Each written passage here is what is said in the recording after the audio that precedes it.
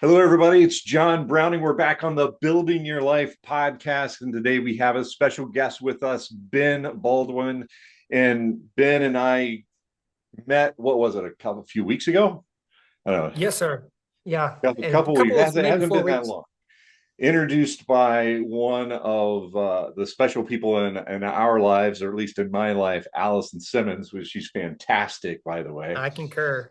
And Ben, but rather than have me screw it up and not do it right, just to introduce yourself really briefly, what it is that you do and who you are. Absolutely. Well, thank you for the introduction and for the opportunity to be on the podcast. I've enjoyed the conversations we had before and looking forward to getting into another great one today.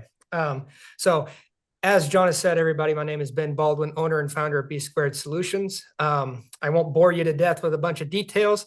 We just are on a mission to serve small business owners to help them reclaim wasted time and get back to connecting with their why. And I'll leave it there. Appreciate it. All right. So, I mean, that's a big part of what we talk about on the Building Your Life podcast, because while we often talk about financial issues and different strategies and tactics surrounding our lives, and that money is just a tool that we use, well, our businesses are the same way. And a lot of Guardian Rock clients are small and mid-sized business owners who have found, as I have found in my business, that sometimes the business, as we try and build our businesses, which ultimately builds our portfolios, begins to sort of creep in and take over our lives. And we talk about why we're doing what we're doing. Why is it that you want to build this portfolio bigger, this business bigger? And then we talk about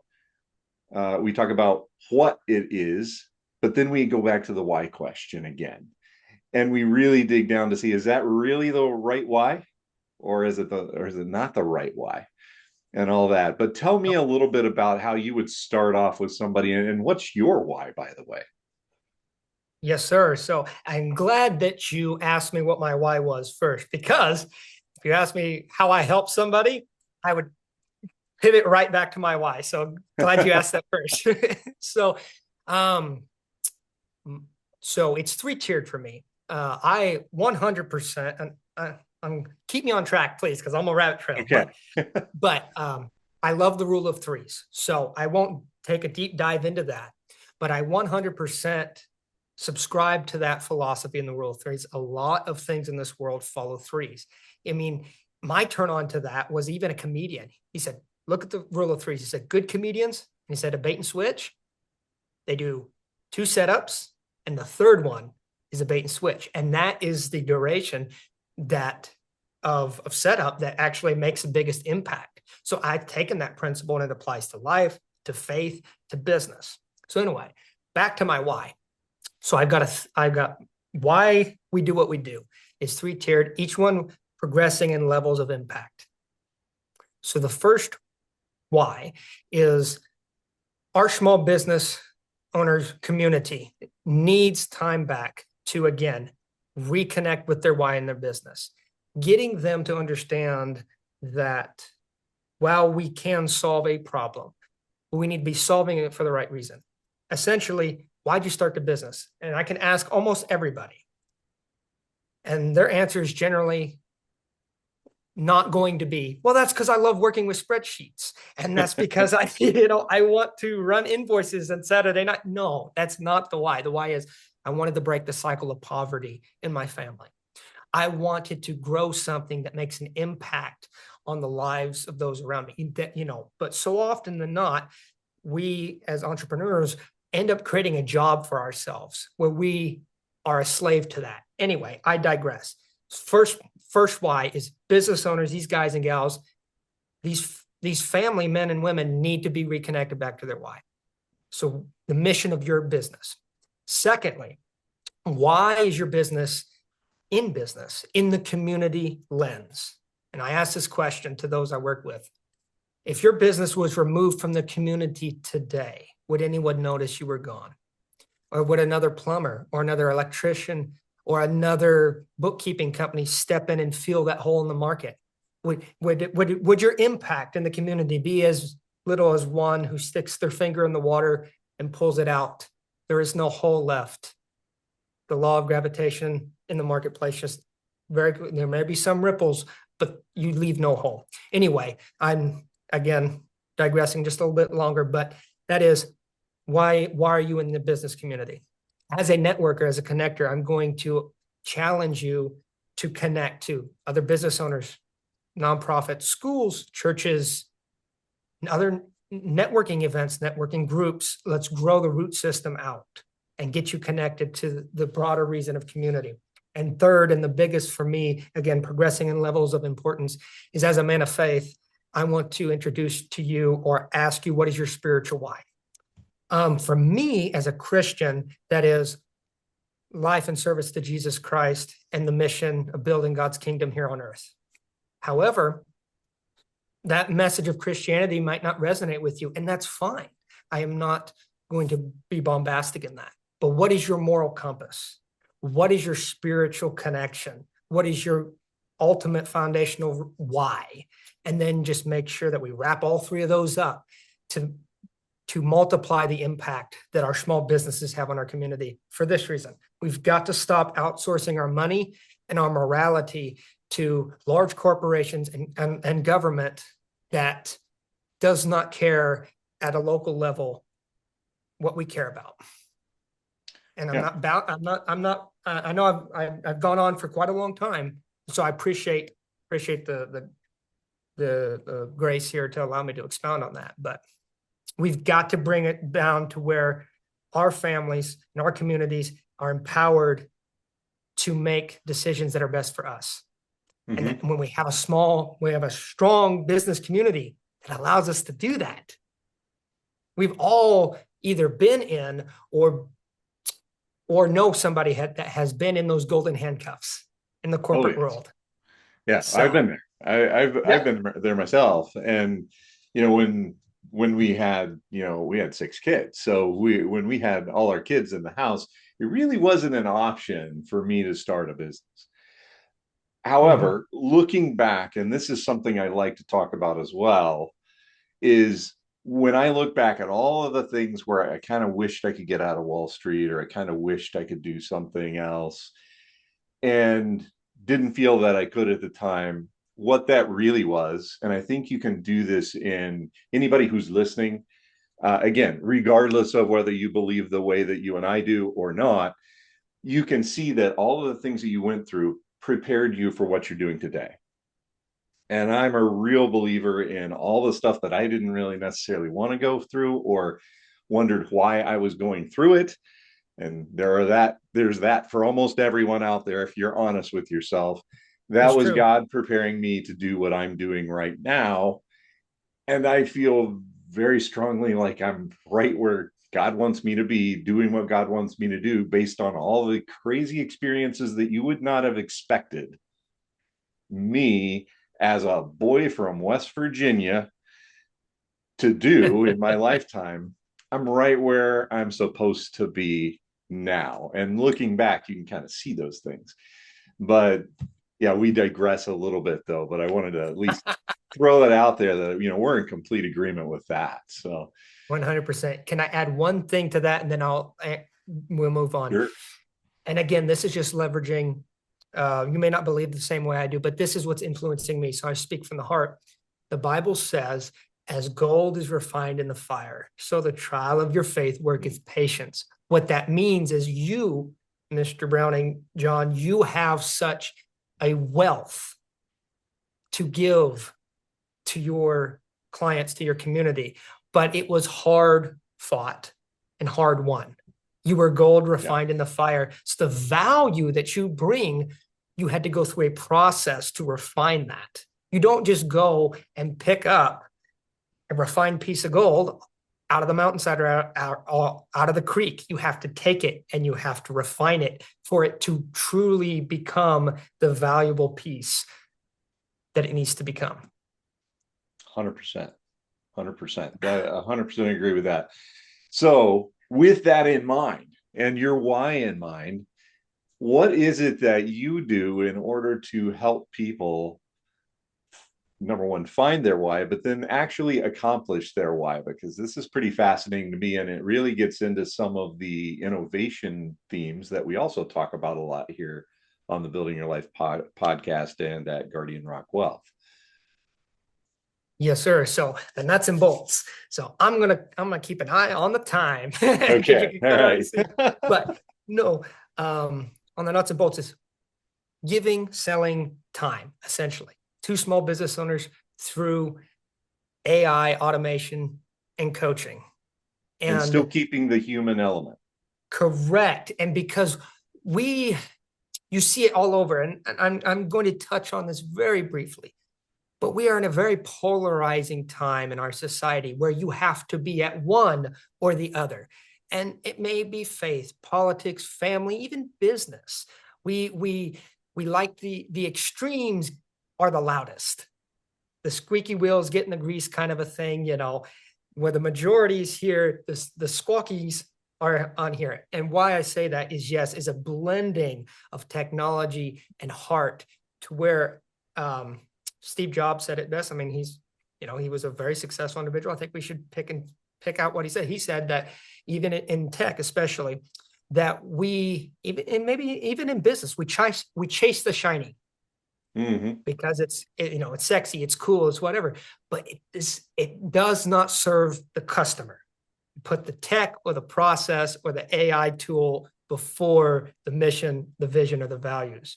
So anyway, how we are helping to balance that is initially through just coaching. We'll sit down with you and we'll do a strategy session, and we'll just say, hey, again, establish the why, mission, vision, values, set that first. And then, especially in vision, we'll coach you through the steps you can take using AI to help you accomplish your vision and not compromise your mission and your vision. So, Yes, and I really believe, I believe that I have been able to find that happy medium with AI, where I'm definitely not using it like as well as I could, right? I know that because that's not my zone of genius. That's your zone of genius. But I've used people like Allison, by the way, she's helped me quite a bit. yes. Use it in a way that, yeah, it spits out some really cool stuff that I probably wouldn't have been able to come up with, certainly not as fast as I would have been able to come up with it, but change that into my voice, into a human, because AI Yes. is absolutely not human. And I know I can tell when I get an Mhm. email that's generated by ChatGPT or Perplexity or Grok or something like that. I can tell. Sometimes it's a little harder than others, but Mhm. we've got to retain our humanness and our Great. empathy, our true empathy, not manufactured and zeros and ones. 100%. And I know we've mentioned it a couple times, but I mean, she's going to get some love here. I've talked to Allison as well, and Yeah. she's an amazing individual. And we're actually entering into a collaboration phase of the relationship. I love working with her. So, quick plug for her, free, by the way, guys. Check her out. So, Yeah. amazing individual.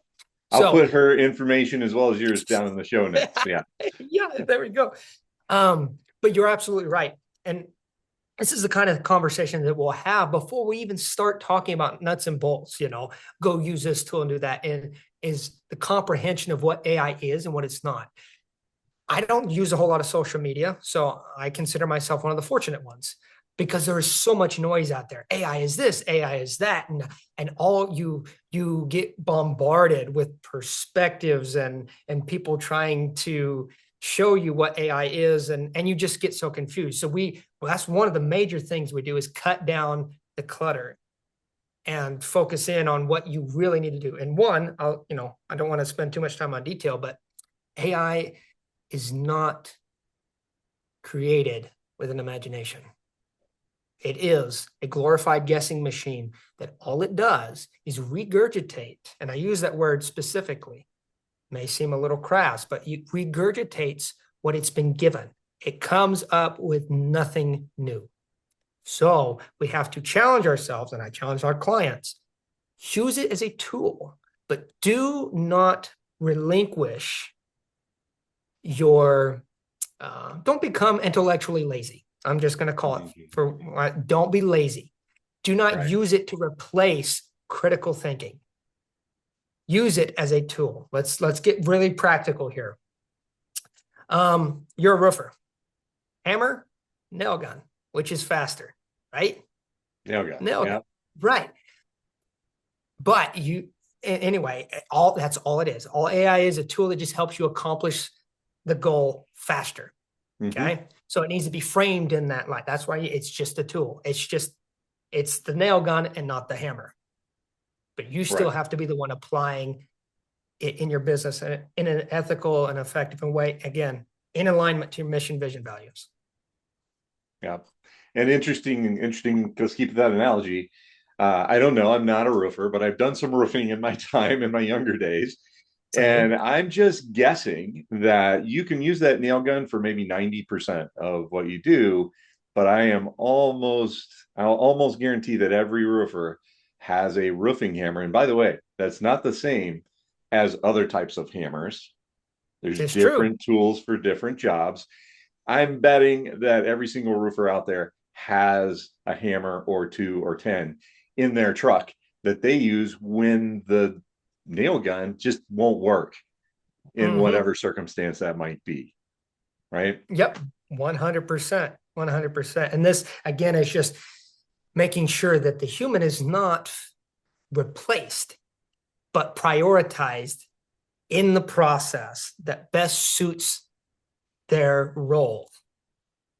Yes. Use AI in ways, monkey work. I'm sorry. But it's just that you need a chimp in the process, use AI. But you need somebody to lead with a heart, to analyze a problem with compassion. Again, mission, vision, values. Make sure the human's in that role, in that position. Right. And the prompting and what you, to your point that you said earlier, what you feed it is what you're going to get out. Because as I've gotten better and better at educating the AI in exactly what I want and having it spit out things that I really didn't want, didn't all of a sudden AI gets better. Well, that's not actually true. The AI, the glorified guessing machine, as you said, doesn't Yes. get better. It's already good, right? But it doesn't get better. You get better at asking for what you want in the right way. Correct. In tech parlances, there's an old adage that says garbage in, garbage out. Yeah. And that's the same in anything else, right? Sheesh, I could take this 6 ways to Sunday, but in our relationships, in our business, you get out of it what you put in, right? Mm-hmm. So just be intentional with it in anything, in business, Right. relationships, or AI. Be intentional. That's exactly. So give us an example. Don't mention names or anything like that, but give us an example because I talk about this a lot where we each have our zone of genius. Mm-hmm. And maybe we're good at this, we're good at that, and we are great at this thing over here. Well, you are great at teaching people how to use AI and helping them implement. That's your zone of genius. I have a completely different zone of genius, and I am very well aware of where my zone of genius is not. And I Accounting, think, yeah, accounting yeah, exactly. for me. But what I find in my industry is that the smarter you are, or maybe it's not smarter, maybe the more educated you are, maybe the harder you've had to work to get like if you're a lawyer, you've gone through so much schooling, you've passed the bar. If you're a doctor, you've been through all that you've been through to get where you are. It's actually often, not always, it's often difficult for the more educated, the smarter you are to realize that if I used someone else whose zone of genius was different over here, I could be that much better at what I'm great at. So, what is a way that you have a practical way that you've maybe taken business A over here from one place to another and significantly improved how they've been able to do business or saved them time, which is our most valuable resource, right?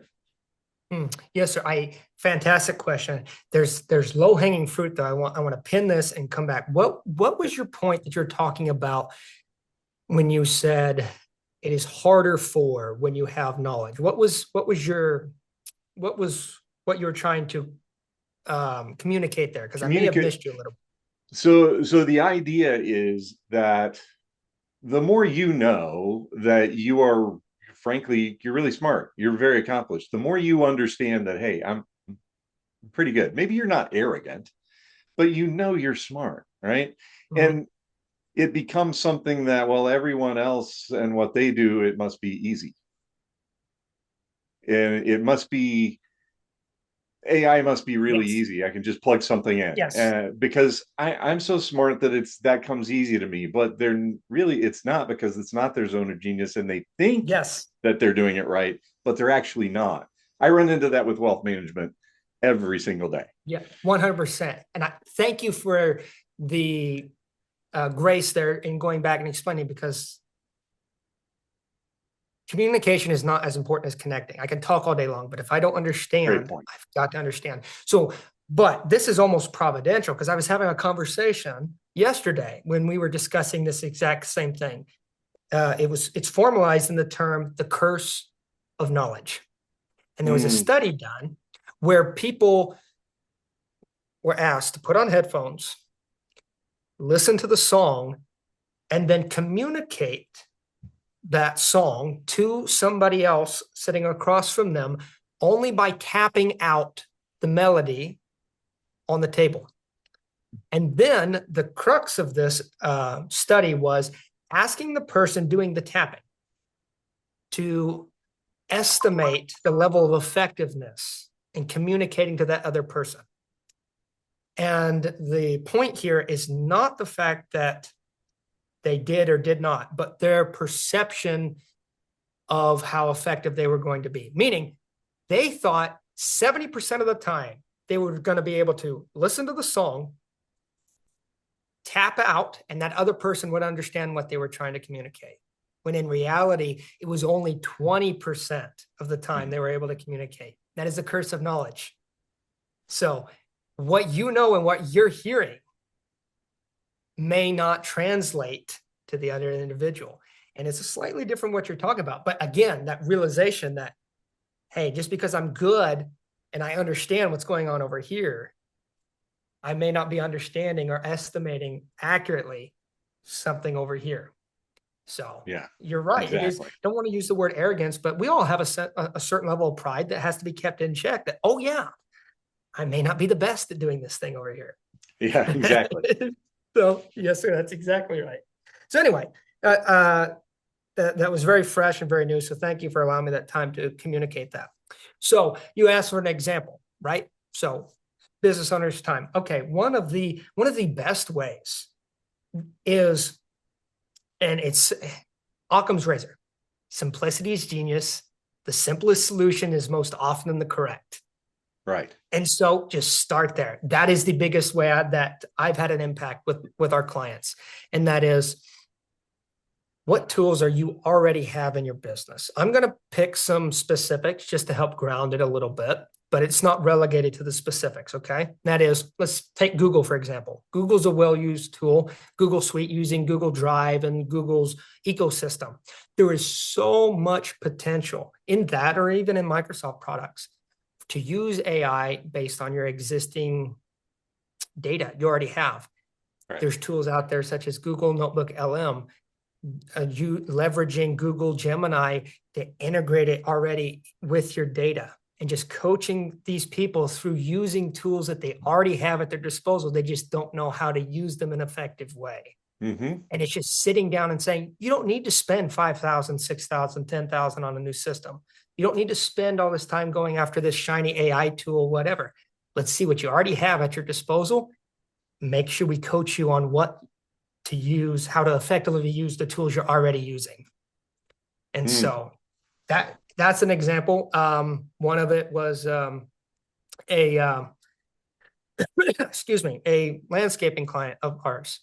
They use Google and they're just throwing stuff in Drive, boom, boom, boom, boom, boom, and then not realizing that you can use the data that's in Drive, connect it with Google Gemini, give it roles and responsibilities to custom AI hats, or they call them gems, So say you want a simple business strategy, plug your mission, vision, values in your product offerings and tell it to act as a role of coach, leveraging 20, 30, 50 documents that are already at your disposal, plug it in. And now AI is thinking like you think, has your mission, your vision, your core values, and is spitting out things that you have already built into your systems and into your business. You have these written down, or if you don't, you need to store Right. them and then connect the system together that you already own. Yes, yes. You know what? I did not know that Google had that. Google Gems, it's called. Okay. But I don't use Google a lot, but I didn't know that existed. So I learned something new today. So that's great. Yes, sir. Um, and it exists in Microsoft products as well. You're saying is something there too. So Yes. I I imagine mean, it the does. big players, it's the same lady, different dress, right? You Yeah, know, right. and just if I may, that's why I love coaching. I don't claim to be an expert on all things AI. I'm not going to be so arrogant as to say as such. But have had years in the technological field. I came up as a developer. I and know all the nuts and bolts on some of the practical side. But anyway, the point I'm trying to make in this is the tool is not as important as the understanding of how these tools are used, the patterns, if you please. Meaning, if I know how to use a certain type of hammer, to go back to the other thing, the roofing analogy, I just need to know kind of how it functions, and I can pick up on how to use specific tools. But we train on how to think in the right way to adapt to the emerging technologies. Never going to take you 6 miles deep because it's going to be obsolete. And so I'm just going to teach you the way of thinking about it, the way of processing it, and some technical stuff like, yeah, you need to go click here, use this gem, blah, blah, blah, blah, blah. I'll do that too. But more importantly, That's let's get I I love that you said that because it used to I had a great college professor and his thing was my job is not to teach you something, it's to teach you how to think. And that stuck you. with me for I don't know how until today. So I mean, I went to college like a long time ago, but those of you who know how old I am are laughing right now. But that is so true, and it's also what the other thing that you said is it's the tool is not as important as how you use the tool. I think you said something like that, right? Yes, And this is how true. true is that, right? You give me a couple pieces of wood and a hammer and some nails, maybe a screw or two. Maybe I could make you a very lopsided birdhouse, right? Yes. But you give a carpenter that tool, they can make you something absolutely beautiful because it's their Yes. zone of genius. And they could even maybe, I doubt they could teach me because I'm just not very good at that kind of stuff, no matter how hard I try. Hmm. And again, it's because that's not how God made me, and that's okay. I do what I do. But that's Yep. such a gem of wisdom. Two things that you just said was the tool is not as important as how you use the tool. And Yes, your sir. job is not to teach them everything about AI, it's to teach them how to use the tools. And frankly, even that the tools exist, right? Yes. Very true. I'll Very never true. forget. I'll never forget the first time I was doing my brakes. By the way, also a very long time ago. I don't do my own brakes anymore. But I was replacing the rotors and brake pads on this car that we had, and I could not get the rotors off to save my life. And I'm sitting there trying to figure out. Well, my father-in-law came down and he said, "Oh, that's because you need this special tool, and it's never going to come Yeah. off there unless you have this special tool." Uh, Got the special tool. I was done in like 30 minutes. isn't it I frustrating? didn't, yeah, I didn't even know the tool existed. And that happens in wealth management all the time. People are like, oh, it's the S&P 500. I just invest in that and close my eyes. There are literally hundreds of different tools to use in wealth management.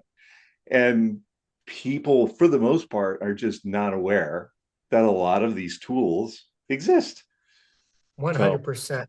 Can I take, I want to take, it's related. So can I take go a ahead. little sharp pivot? Okay. Okay, y'all. And I'm speaking to the audience here. I did not know John from Adam 3 months ago.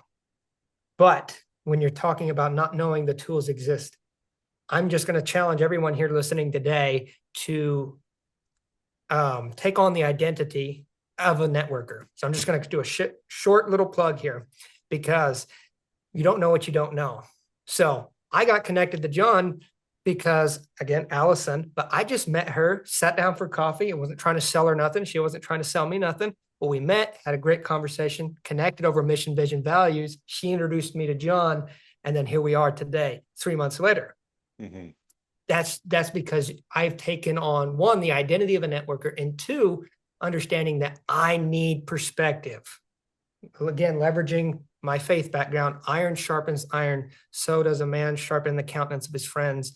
You have to get out there and put yourself available to challenge your own perspective. I'm not everything in a bag of chips. I need help. I need to connect. You said it so adequately. I need to connect with other people that have their own zone of genius that is different Right. than mine, that can allow me the opportunity to be like, oh, I didn't even think about that. I didn't even know I could do that. Oh, I didn't even know this kind of financial literacy existed. I didn't know you could use these kind of tools, et cetera, Yep. et cetera. But it takes an investment. It takes a little bit of humility. It takes a little bit, oh, I don't know what I'm doing over here. I'm going to go and talk to my friend John.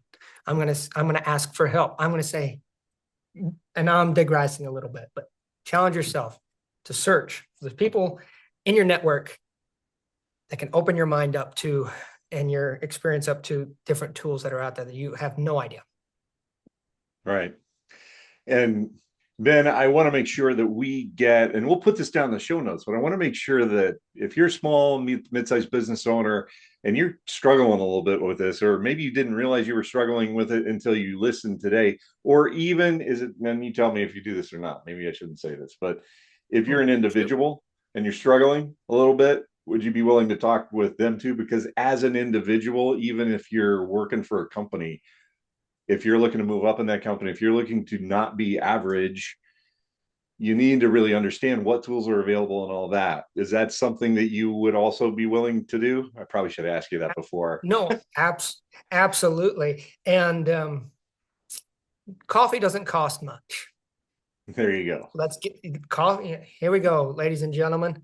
Oh, there we go. Coffee doesn't cost much.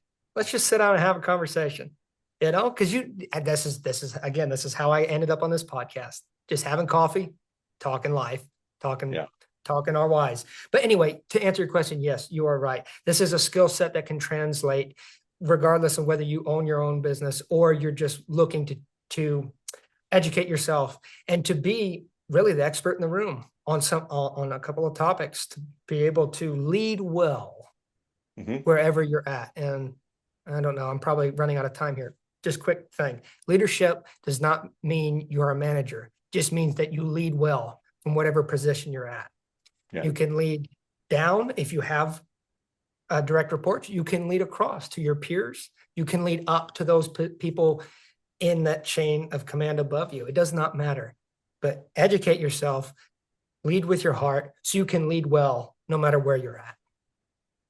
Wow. Well, there's nothing better to end on than that. So I appreciate that. But what's the best way to get in touch with you, Ben, if they want to just reach out to you right away and don't want to read the show notes? Okay. So honestly, I love the old fashioned. Just connect. Phone number 620-778-6044, or you can go to my website, bsquaredsolutions.net, and all the other contact information is there as well.